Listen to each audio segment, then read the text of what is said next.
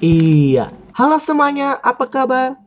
Pada kesempatan kali ini, sesuai yang pernah saya janjikan dulu, kalau nanti konten 10 hari berkaitan dengan 10 tulah di Mesir ya.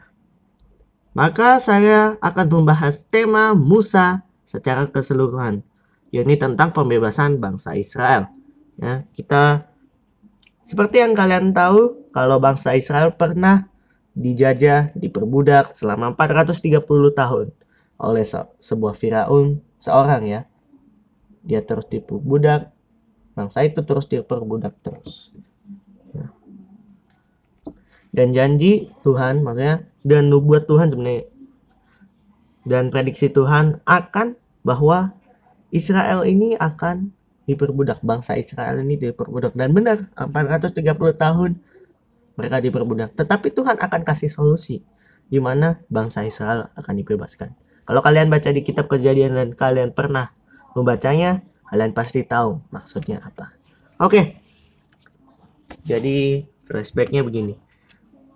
Ya, Firaun tidak suka kalau bangsa Israel itu berkembang lebih banyak. Maka Firaun membuat mereka diperbudak.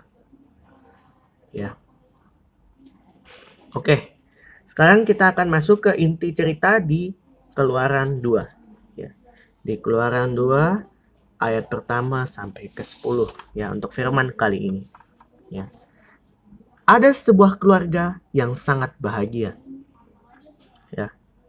Keluarga itu yakni Amram, si bapak, dan ibunya Yochebed, dan anak-anaknya yaitu ada 2, yakni Miriam dan Harun. Ya.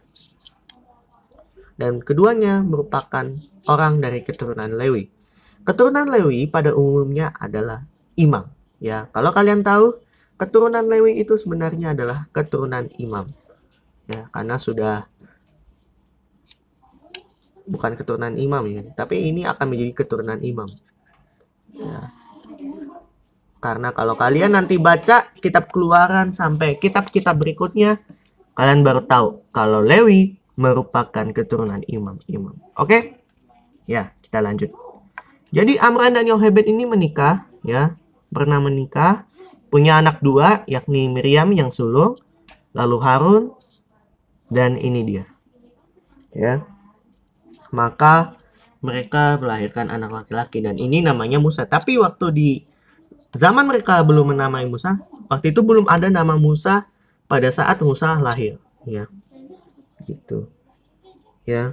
Karena dilihat anak itu sangat elok rupanya, maka anak itu disembunyikan selama 3 bulan, ya. Karena kalau kalian tahu, ya, pada zaman itu Firaun memerintahkan semua anak bayi laki-laki yang baru lahir harus dibunuh. Ya. Dan bidan-bidannya pun disuruh. Tetapi ada 2 bidan yang takut akan Tuhan dan tidak melakukan perintah Raja Firaun.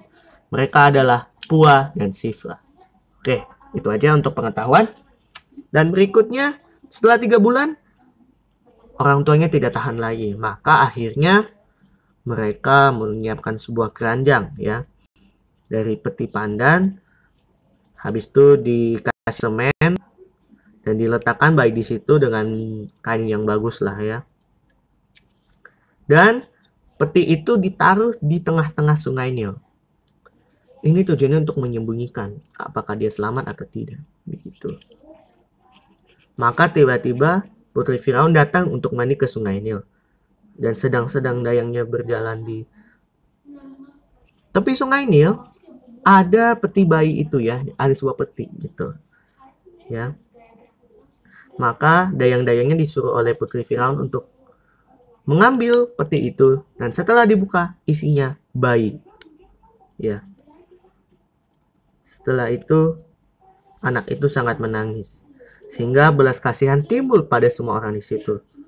Dan mereka berkata, tentulah bayi ini orang Ibrani.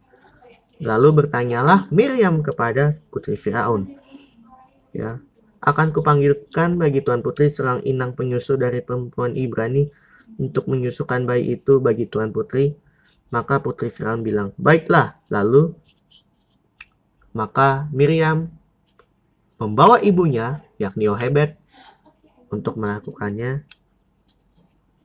Dan putri Firaun berkata pada ibu, bawalah bayi ini dan rawat dia bagiku. Ya, jadi ibunya sendiri yang merawat si Musa itu sendiri. Ya. Dan setelah anak itu mulai besar, maka Musa dibawa ke putri Firaun dan menamainya Musa. Nah, pas baru gede baru dinamai Musa ya.